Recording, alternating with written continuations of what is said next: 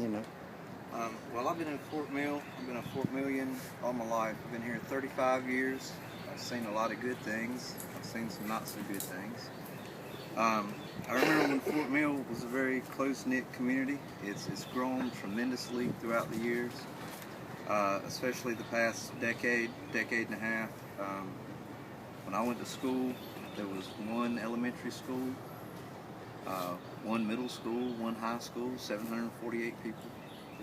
And we had a Bantam Chef and a Hardee's, and that was pretty much it. And you really couldn't go anywhere and find someone that you didn't know. Everybody knew everybody, and there's a spirit among Fort Millions. We all stick together.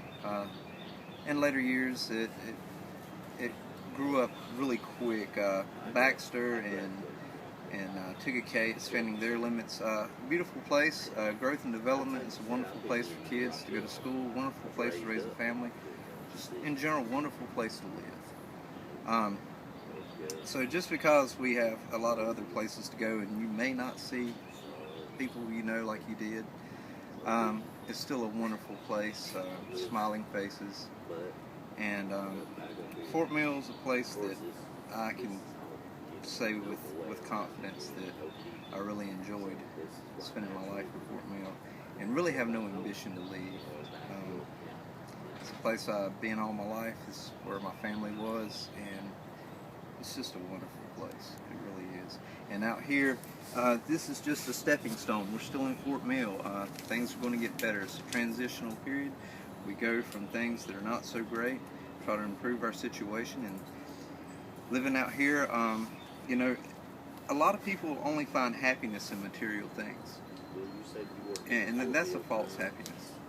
If you can find happiness without material things, that's true happiness. And also, it makes you appreciate the things that you really do have, and not take so much for granted. What church did you go to growing up? Growing up, I spent a little bit of time in the Church of God. In later years, I actually attended Forest Hills up here near Valentine, David Chadwick, and both are wonderful churches. Spent a little bit of time in Bible Baptist. Pastor Parrish, he's a wonderful guy. Know him personally. He knows my family personally. But just about any church you go to around here is a good church. Fort Mill is just it's a really good place. Did you have any favorite teachers in any of the Fort Mill schools you went to? Yes, I did. Coach Mullinax, my ninth grade teacher, he was an awesome guy. Right. Track coach. Yes, and Stormy Young, and Miss Brewer. Miss Brewer was an awesome lady.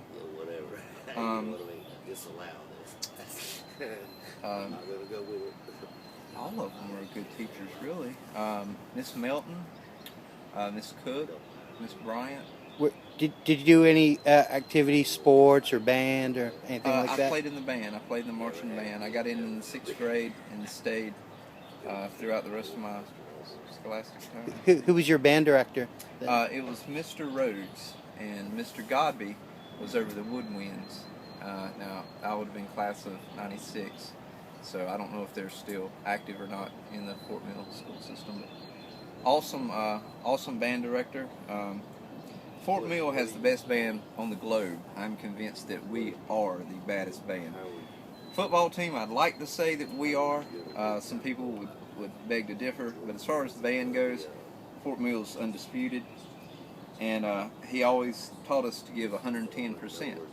100% wasn't enough, because if you fall short, it's not 100%. If you give 110% and you fall a little short, you still get 100%. And that's what Fort Mill is. Stormy Young was a lot of people's favorite teacher. Was there anything particular that you remember about him that you carry around? He had a great sense of humor, and is a very, very intelligent guy. Fun to talk to. Excellent conversations.